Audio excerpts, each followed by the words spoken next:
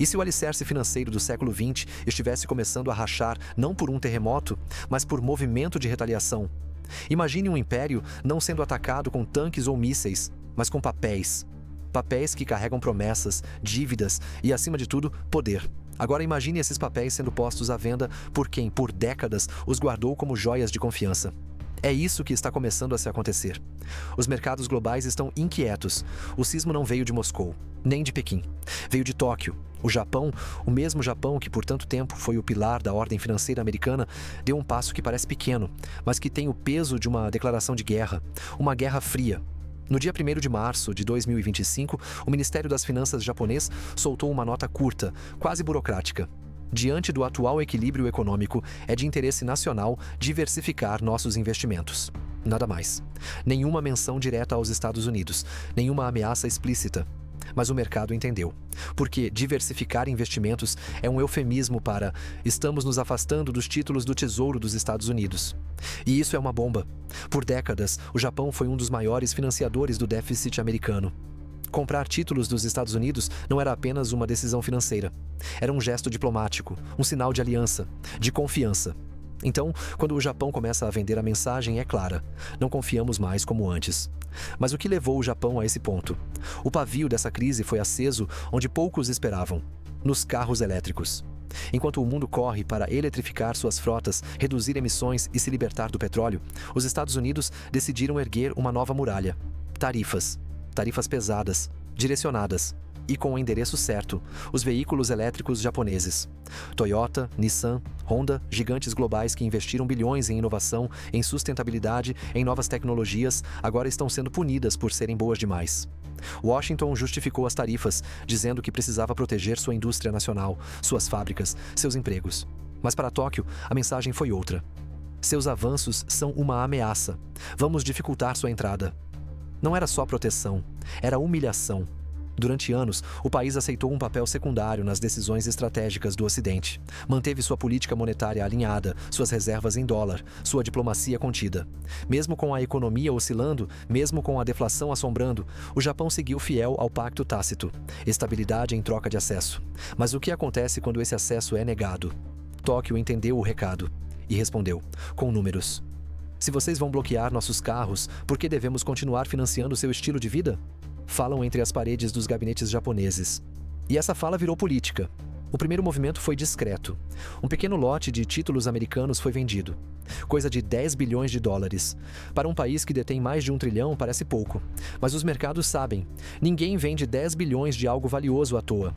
Os jornais americanos, atentos, estamparam as manchetes: Japão começa a soltar o dólar. Nova ofensiva no tabuleiro geopolítico. Carros elétricos acendem uma guerra financeira. E no centro dessa tempestade, Donald Trump volta ao palco com seu estilo característico direto e provocativo. Durante uma coletiva de imprensa cercada de bandeiras e holofotes, ele lança uma frase que ressoa: o Japão sabe que não pode nos enfrentar. O Canadá tentou e já voltou atrás. Eles vão ceder, sempre cedem.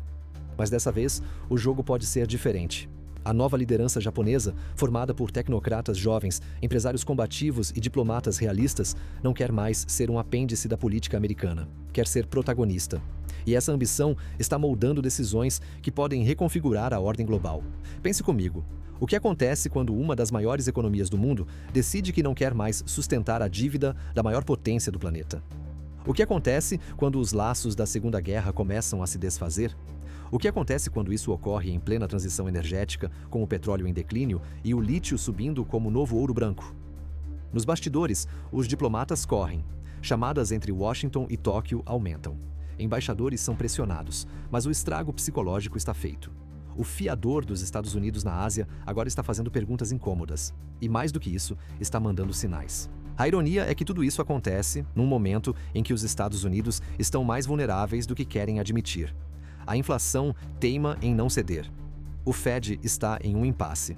Os juros altos ajudam a atrair compradores para os títulos, mas também encarecem a dívida, aumentam o risco de recessão e pressionam os mercados. E agora, com o Japão pisando no freio, surge uma dúvida cruel em Wall Street.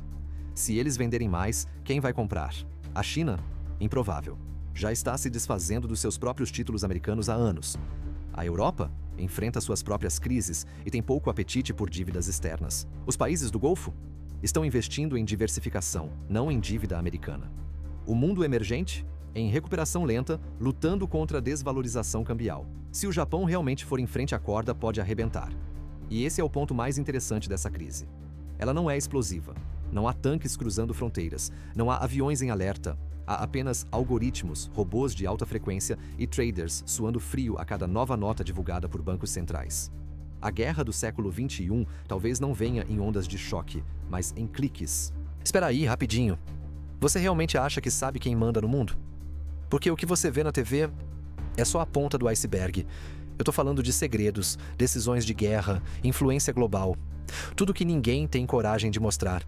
Eu juntei tudo em uma coleção de e-books pesados, biografias não autorizadas, coisa de bastidor mesmo, leituras sem filtro, proibidas em plataformas digitais. Se você pensa por conta própria, esse conteúdo é para você.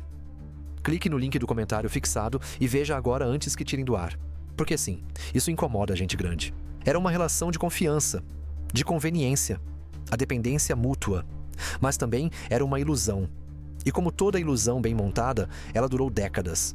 Por trás dos tratados, dos sorrisos em cúpulas internacionais, dos apertos de mão entre primeiros ministros e presidentes, existia uma verdade. O Japão sempre sustentou uma parte significativa da economia americana. Não por caridade, não por ingenuidade, mas por necessidade. E o medo de desagradar o gigante que garantiu sua segurança após a Segunda Guerra. Medo de perder acesso ao maior mercado consumidor do mundo. Medo de ser deixado de lado na mesa dos adultos, aquela onde decisões que afetam bilhões são tomadas com frases curtas, gráficos precisos e zero empatia. Mas esse medo está sumindo. O ano era 1985. Acordo de Plaza. Talvez você nunca tenha ouvido falar dele, mas foi ali que nasceu a base invisível da atual arquitetura financeira global. Sob pressão dos Estados Unidos, Japão, Alemanha, França e Reino Unido concordaram em desvalorizar o dólar para equilibrar os déficits comerciais americanos. O Japão, que crescia aceleradamente, foi forçado a apreciar o iene. Resultado? Uma bolha imobiliária monumental, seguida por décadas de estagnação. O Japão, traumatizado, aceitou um novo papel, o de financiador do império. E como se faz isso? Comprando títulos do Tesouro Americano. Anos após anos, bilhões após bilhões, como um cartão de crédito eterno sem limite, mas com juros controlados por quem detém a impressora. Enquanto você crescia assistindo aos filmes da Disney, ouvia músicas americanas e comprava eletrônicos japoneses, o Japão despejava seus excedentes comerciais em papéis emitidos por Washington. Era como se dissesse: nós ganhamos com exportações, vocês gastam com consumo e tudo se equilibra nesse ciclo mágico. Mágico até parar de funcionar. E agora ele está parando. Em 2025, o Japão ainda detém cerca de $1 trilhão em títulos do Tesouro Americano. Isso significa que, de forma indireta, os aposentados japoneses, os estudantes, os donos de pequenas empresas, todos eles têm seu futuro atrelado ao sucesso ou fracasso da economia dos Estados Unidos. E quando os americanos decidem impor tarifas contra os carros elétricos japoneses, desestabilizam mais do que contratos comerciais. Desrespeitam esse pacto não escrito. Imagine que você empresta dinheiro ao seu vizinho há 30 anos. Todo mês, ele vem até sua casa, pega um pouco mais, promete pagar com juros. Nunca atrasa. Mas um dia, ele bate à sua porta não para agradecer, mas para reclamar do seu carro novo. Diz que seu modelo é melhor que o dele, que está incomodando, que ele vai cobrar uma taxa para você estacionar na rua. Você continuaria emprestando? É esse o dilema do Japão. O problema é que, ao contrário de você, o Japão não pode apenas cruzar os braços.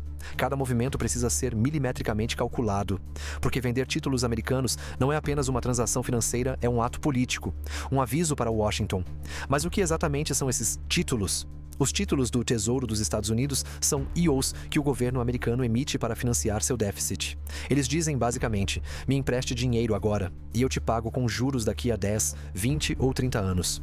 E como o mundo confia que os Estados Unidos vão pagar, esses papéis são considerados os mais seguros do planeta. Por isso, quando o Japão começa a vendê-los, isso gera um abalo sísmico. Não no chão, mas nos mercados. Nos juros que os americanos precisam pagar para tomar novos empréstimos. E também afeta o valor do dólar. Porque quanto menos gente quiser segurar dívida americana, menor a confiança na moeda. E se a confiança no dólar cai, o que acontece com as outras moedas ao redor do mundo? As autoridades americanas sabem disso. Por isso, a reação foi imediata. O secretário do Tesouro, em tom diplomático, mais firme, disse que a confiança entre aliados é fundamental. Era um recado claro. não mexam no dólar. Mas no Japão, o sinal foi recebido de forma diferente. Não nos ameacem com palavras vazias. Nos últimos meses, o Japão já deu sinais de que está pronto para jogar duro. Pequenos lotes de títulos foram colocados no mercado, e em reuniões fechadas, ministros e empresários discutem abertamente o uso das reservas como forma de pressão. Um dos participantes de uma dessas reuniões teria dito: se eles querem usar o comércio como arma, então vamos usar a moeda como escudo. Enquanto isso, as redes sociais japonesas fervem com debates sobre orgulho nacional. Jovens que nunca viveram a Segunda Guerra discutem abertamente o fim da subordinação financeira aos Estados Unidos. Empresários exigem retaliação. Intelectuais pedem autonomia. E o mais surpreendente, até os mais conservadores, que sempre defenderam a aliança com Washington, estão começando a questionar seus limites. Se o Japão conseguir usar seus títulos como forma de barganha eficaz, se conseguir forçar os Estados Unidos a recuar nas tarifas usando apenas números, sem tanques, sem tratados, isso abre um precedente. Um enorme e talvez um libertador. Países como China, Arábia Saudita, Alemanha e até mesmo o Brasil estão observando com atenção. Todos eles têm reservas em dólar. Todos dependem, em alguma medida, da estabilidade do sistema financeiro americano. Mas todos estão, de alguma forma, desconfortáveis com o fato de que essa estabilidade depende de decisões unilaterais, muitas vezes imprevisíveis, vindas de Washington. Imagine investir bilhões, liderar a inovação tecnológica, criar os carros do futuro e ser punido por isso. Agora, imagine que essa punição não vem do seu concorrente direto, mas do seu maior parceiro comercial. Parece absurdo? Pois é exatamente o que o Japão está vivendo. Durante décadas, os veículos japoneses foram sinônimo de eficiência, de durabilidade, de tecnologia embarcada. Você provavelmente já entrou em um Toyota Corolla, ouviu o ronco leve de um Honda Civic, ou viu um Nissan Leaf deslizar silenciosamente pelas ruas com sua propulsão elétrica. Mas agora, toda essa trajetória de inovação está sendo tratada como ameaça econômica. E por quem? Pelos Estados Unidos. O mesmo país que, por tanto tempo, se beneficiou das exportações japonesas. O mesmo país que estimulou a globalização, pregou a livre concorrência e se apresentou como campeão do livre mercado, agora ergue barreiras, tarifas. O governo americano decidiu taxar os carros elétricos japoneses sob o argumento de que eles desequilibram o mercado interno. Mas a pergunta que ecoa de Tóquio a Yokohama, de Osaka a Nagoya, é uma só. Quando foi que vencer com mérito passou a ser crime? Por que os Estados Unidos estão agindo assim? Imagine que você tem um pequeno negócio. Você inova, investe, melhora seu produto. Os clientes amam. Você cresce. Aí seu principal parceiro, que sempre comprou de você, de repente diz: agora você está bom demais. Isso me incomoda. Vou te cobrar mais para vender aqui. Você aceitaria isso calado? É essa a sensação dentro das grandes montadoras japonesas hoje. Toyota desenvolve tecnologias híbridas há mais de 2 décadas. Nissan foi uma das primeiras a apostar em elétricos de massa com o Leaf. Honda investe pesado em pesquisa com hidrogênio e baterias sólidas. Enquanto isso, os Estados Unidos ainda tentam acelerar sua indústria com incentivos internos, mas o problema é quando o incentivo vira punição para o concorrente. E essa punição chegou sob a forma de tarifas que ultrapassam 25% em alguns modelos. A justificativa? Proteger empregos americanos. Mas o subtexto não dito é ainda mais brutal. Não conseguimos competir no mérito. Vamos restringir no regulamento. O orgulho japonês, moldado em séculos de disciplina, tradição e excelência, não digeriu isso bem. E o clima em Tóquio mudou. Se nas décadas anteriores o Japão agia com cautela, buscando evitar confrontos diretos com Washington, hoje as declarações são diferentes. O ministro da Economia usou palavras duras. Se nossos produtos forem tratados como ameaça, trataremos suas dívidas como instáveis. Uma frase que, numa diplomacia tão contida quanto a japonesa, equivale a bater o pé na mesa. Mas qual é o real problema dos Estados Unidos com os veículos elétricos japoneses? O futuro da indústria automotiva é elétrico. Disso ninguém mais duvida. O problema é que os Estados Unidos chegaram atrasados à festa. Enquanto as montadoras americanas ainda investiam em SUVs sedentos por gasolina, as asiáticas, especialmente japonesas e coreanas, já estavam anos-luz à frente em pesquisa, eficiência energética e construção modular. A briga não é pelo presente, é pelo protagonismo na próxima década. E os Estados Unidos sabem que, se não agirem agora, perderão não só mercado, mas também prestígio. E prestígio, para uma potência em declínio de influência global, é algo que não se negocia, se protege. Enquanto impõem barreiras contra carros japoneses, os Estados Unidos continuam dependentes das cadeias de suprimento globais, muitas delas operadas ou dominadas por empresas do Japão, da Coreia e da China. As baterias de lítio, os semicondutores, os componentes eletrônicos, tudo isso vem de fora. Tarifar os produtos acabados é como tampar o sol com a peneira. E o que acontece quando a peneira começa a derreter? O risco de um efeito bumerangue é real. Fabricantes americanos podem ficar sem peças. Consumidores pagarão mais. A inovação desacelera. E o pior, os aliados começam a se distanciar, porque o Japão, por mais que seja tratado como rival neste momento, ainda é, formalmente, um parceiro estratégico dos Estados Unidos. Juntos em acordos de defesa. Juntos no Indo-Pacífico. Juntos no G7. Mas essa parceria começa a mostrar rachaduras. Quando o comércio se torna guerra, a confiança vira vítima. E é por isso que o setor automotivo virou epicentro dessa crise, porque ele carrega muito mais do que motores. Carrega a identidade nacional, carrega a soberania industrial, carrega orgulho, e você sente isso até no chão da fábrica.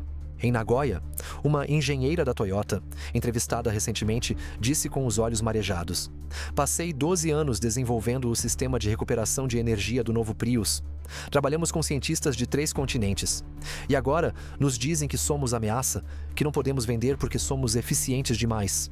Essa não é apenas uma guerra de tarifas, é uma guerra psicológica, uma tentativa de impor limites ao sucesso alheio. E por trás de cada nota técnica, de cada decisão tarifária, existe um gesto simbólico que diz: fique no seu lugar. Mas o Japão, desta vez, parece disposto a não aceitar. Nos bastidores, os executivos das montadoras conversam diretamente com o governo. Pedem retaliação proporcional, exigem o uso da bomba de títulos. A lógica é clara. Se eles mexem com o que nos dá lucro, mexemos com o que os sustenta.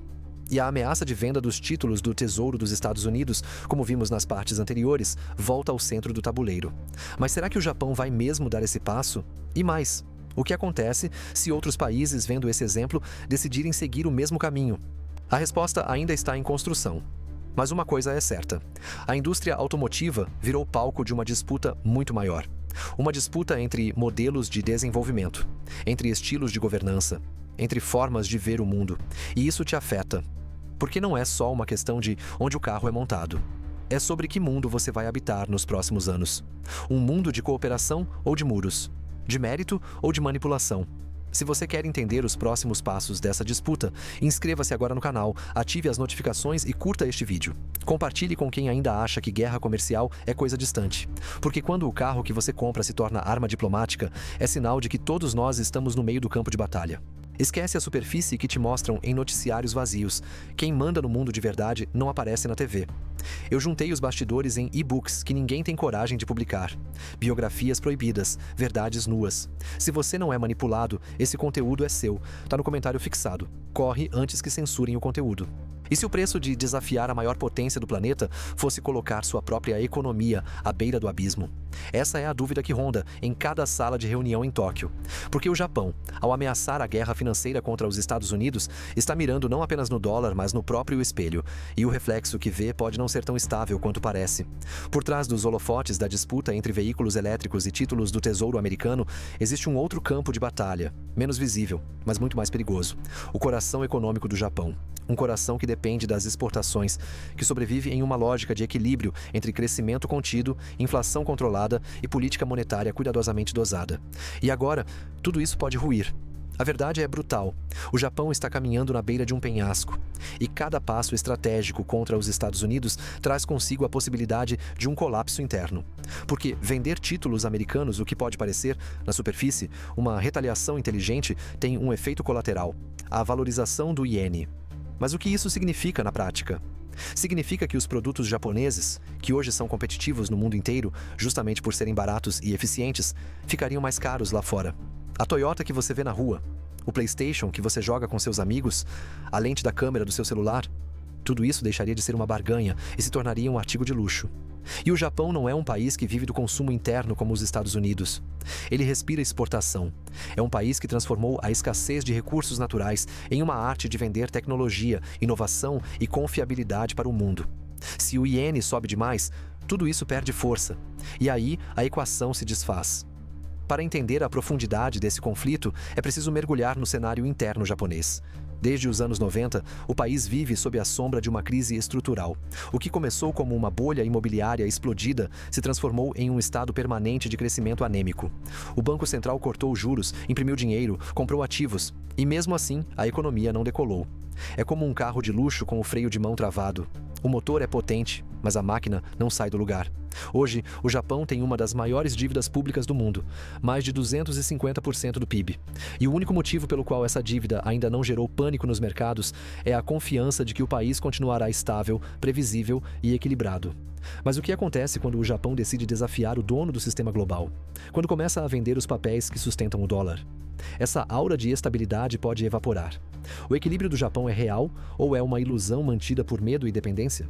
Em 2023, o dólar estava tão forte que 100 ienes equivaliam a apenas 0,85 centavos. Isso beneficiava as exportações japonesas, mas pressionava as importações. O Japão, que importa petróleo, gás e alimentos, viu os preços subirem. A inflação começou a bater na porta das famílias. E agora, qualquer movimento brusco no câmbio pode virar um tsunami interno. É como andar em uma casa feita de cartas. Cada ação diplomática contra os Estados Unidos pode ser o vento que derruba a estrutura inteira. E é por isso que, dentro do Japão, nem todos estão de acordo com o tom duro adotado recentemente. Há tensões internas, conflitos velados. O setor industrial pressiona por retaliação, mas o setor financeiro treme. Bancos, fundos de pensão, seguradoras, todos sabem o que está em jogo. E sabem que a última vez que o iene se valorizou demais, fábricas fecharam, milhares perderam empregos, e a confiança na recuperação foi abalada por anos. Um ex-assessor do Banco do Japão, em entrevista recente, resumiu o dilema com uma frase inquietante. Podemos bater de frente com os Estados Unidos, mas precisamos saber o que estamos dispostos a perder. Alguns analistas especulam que o governo japonês poderia tentar conter a valorização do iene com intervenções diretas no mercado de câmbio, vendendo sua própria moeda para comprar dólares. Mas isso cria um ciclo vicioso. Vende dólar para desvalorizar o iene, ao mesmo tempo em que ameaça vender títulos do Tesouro Americano que são pagos em dólar. Para retaliar, o Japão precisa da arma que está tentando destruir. É o paradoxo perfeito. Mas e se essa loucura for justamente o que os Estados Unidos querem? E se a administração americana estiver provocando o Japão de propósito, sabendo que ele não pode se dar ao luxo de reagir com força? Seria uma armadilha? Uma jogada estratégica para testar até onde o Japão está disposto a ir? E enquanto isso, o cidadão comum sente os efeitos sem entender de onde vem. Um carro mais caro, um aumento no custo de vida, uma inflação que parece sem motivo. Mas os motivos estão lá, escondidos nos gabinetes, nas planilhas, nos relatórios técnicos. Porque quando gigantes brigam, as rachaduras surgem nas casas dos pequenos. Porque o Japão simplesmente não volta atrás. Porque há algo em jogo que transcende a economia. A autonomia nacional. O Japão está cansado de ser visto como coadjuvante, cansado de equilibrar pratos enquanto outros definem o cardápio. E, acima de tudo, cansado de ser punido por fazer bem feito. Por isso, mesmo com todos os riscos, o país avança, cautelosamente. Mas avança, porque às vezes manter o equilíbrio não é o suficiente. Às vezes é preciso quebrá-lo para construir algo novo. E se os verdadeiros conflitos entre potências não acontecessem diante das câmeras, mas nas salas sem janelas, nas conversas sem registro, nos e-mails que ninguém deve ver? A essa altura do jogo, o mundo já percebeu. Japão e Estados Unidos não estão apenas discutindo tarifas, estão negociando poder. E mais do que isso, estão medindo até onde cada um está disposto a ir. Mas o que o público vê é só a espuma na superfície, porque, por baixo, o mar está revolto. E a guerra que se desenrola nos bastidores pode reconfigurar não só o comércio, mas o próprio equilíbrio geopolítico da Ásia e, quem sabe, do mundo. Vamos começar com algo. O Japão não está agindo sozinho. Nas últimas semanas, enquanto os olhos da mídia ocidental se fixavam nos índices da Nasdaq e nas falas ambíguas da Casa Branca, uma série de encontros discretos aconteceu em Seul, Taipei, Hanoi e até em Nova Delhi. Representantes de governos, indústrias automotivas, bancos centrais e consórcios de semicondutores começaram a traçar uma rede de diálogos que, em outras circunstâncias, pareceria inofensiva. Mas o timing não mente. Os asiáticos estão observando. E o que antes era admiração cautelosa virou respeito estratégico. Porque o Japão, tradicionalmente visto como o mais ocidental dos países do leste, agora está agindo com uma ousadia rara, quase coreana, quase chinesa, quase revolucionária. E o impacto é imediato. Uma pesquisa divulgada pela Asahi Shimbun, um dos jornais mais influentes do Japão, revelou que 67% da população japonesa apoia medidas econômicas de retaliação contra os Estados Unidos, mesmo que isso gere consequências no curto prazo. Esse número é assustadoramente alto para um país tão historicamente avesso ao confronto. Mas não para por aí. Em uma reunião recente da JAMA, Associação Japonesa de Fabricantes de Automóveis, um executivo sênior da Nissan fez uma declaração que vazou para para a imprensa internacional: se continuarmos esperando a boa vontade dos americanos, seremos sufocados pela política, não pela concorrência. Foi uma frase simples, mas que percorreu corredores inteiros em Washington. A paciência japonesa tem data de validade, e ela está vencendo. Mas o que está em jogo nos bastidores vai além dos títulos do Tesouro e dos carros elétricos. Estamos falando da redefinição de alianças geoeconômicas e de uma possível ruptura na lógica que sustentou o mundo pós-Segunda Guerra. Veja bem, desde 1945 o modelo era claro. O Japão aceitava depender da segurança oferecida pelos Estados Unidos e, em troca, mantinha sua economia conectada ao sistema dólar. As decisões estratégicas eram costuradas em Washington. O Japão seguia, mas em 2025 isso começa a desmoronar.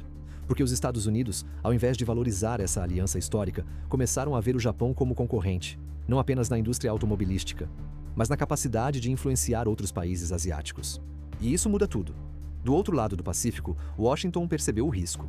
Uma das maiores preocupações da Casa Branca hoje é que o Japão se aproxime da China ou Coreia do Sul em temas como tecnologia, cadeias de suprimento e moedas alternativas ao dólar.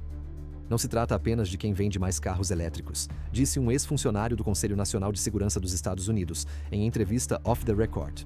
Se o Japão abrir brechas diplomáticas, ele pode se tornar a porta de entrada para uma Ásia que já está frustrada com o modelo americano. E é aí que a tensão nos bastidores atinge outro nível. Em Bruxelas, líderes da União Europeia observam com apreensão. A Europa, que também sofre com tarifas americanas e vê seu protagonismo diminuindo, começa a simpatizar com a postura japonesa. E dentro da Alemanha, especialmente, fabricantes como Volkswagen e BMW já estudam uma frente diplomática conjunta com Tóquio para pressionar Washington por regras comerciais mais justas. A pergunta é: isso seria o início de uma nova coalizão comercial anti-autoritária? Porque se o Japão, mesmo com todos os riscos internos, continuar avançando e, principalmente, conseguir alguma concessão dos Estados Unidos, ele não apenas ganha pontos na disputa atual.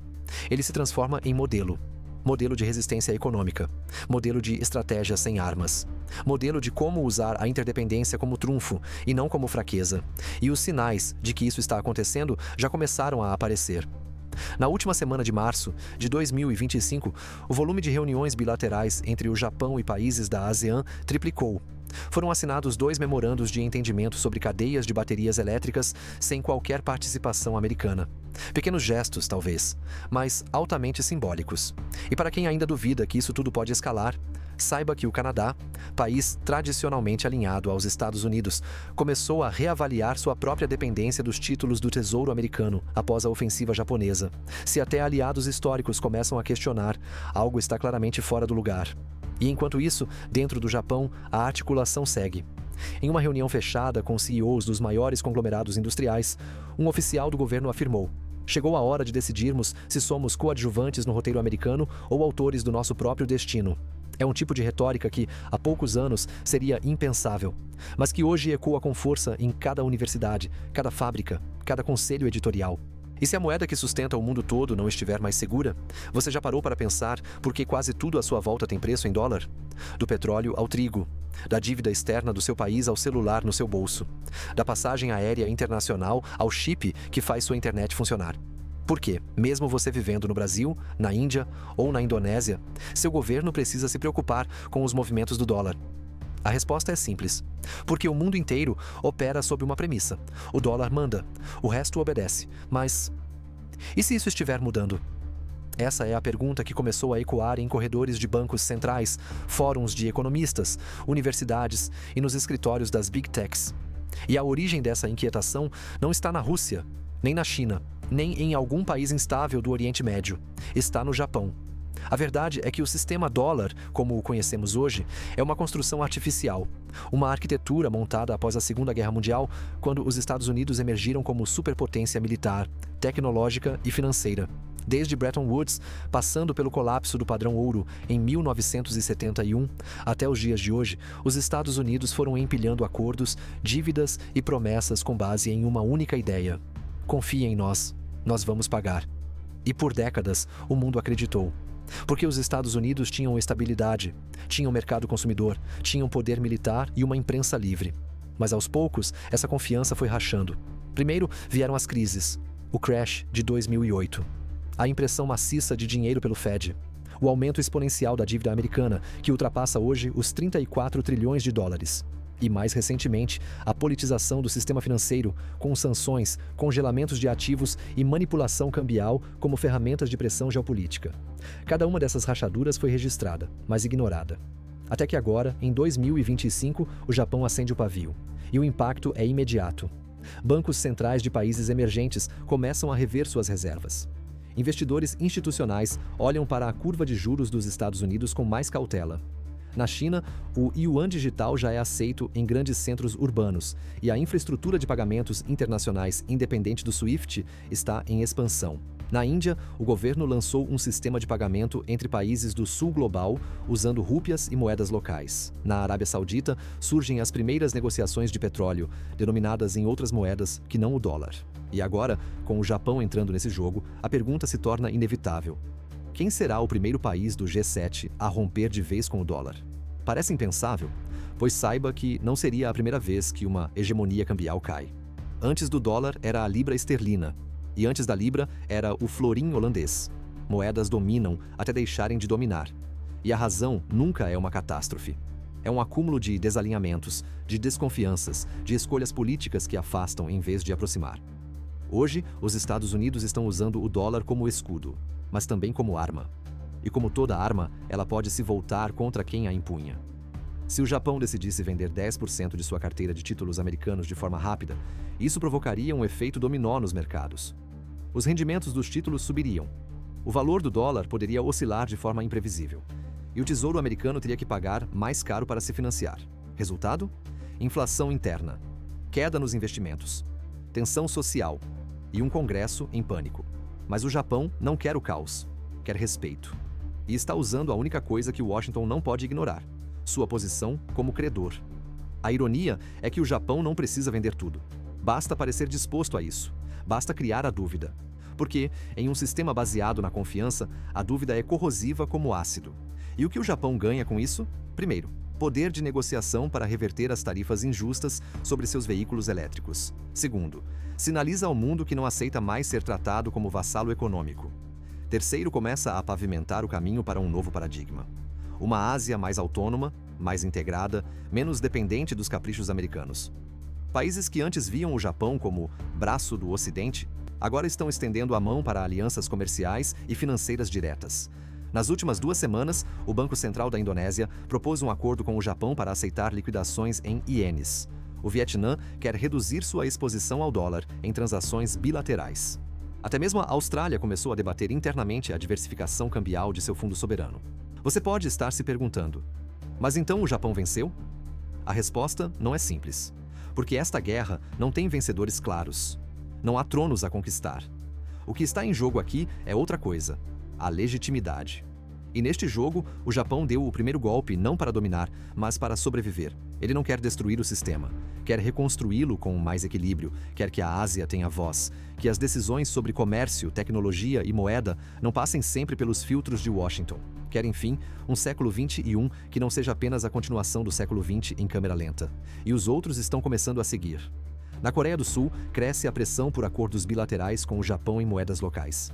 Na China, o yuan digital ganha projeção fora das fronteiras com uma velocidade que assusta Wall Street. Na Europa, até mesmo tecnocratas alemães já admitem que a diversificação cambial é uma questão de sobrevivência, não de escolha política. E no Canadá, há discussões emergindo sobre reduzir a dependência dos títulos do Tesouro americano como reserva principal. O tremor não é explosivo, é estrutural, é lento, mas é inevitável. E nesse cenário, o que resta aos Estados Unidos? A resposta está longe de ser catastrófica, mas exige humildade. Talvez pela primeira vez em muito tempo, Washington tenha que entender que seu domínio não é mais natural. Que sua moeda, seu modelo, sua liderança precisam voltar a ser conquistados, não apenas herdados. Que o tempo das imposições unilaterais está acabando e o tempo do consenso estratégico precisa nascer. E se isso acontecer, talvez ainda haja espaço para a reconciliação. Mas se o orgulho for maior que a razão, aí sim o império estará condenado.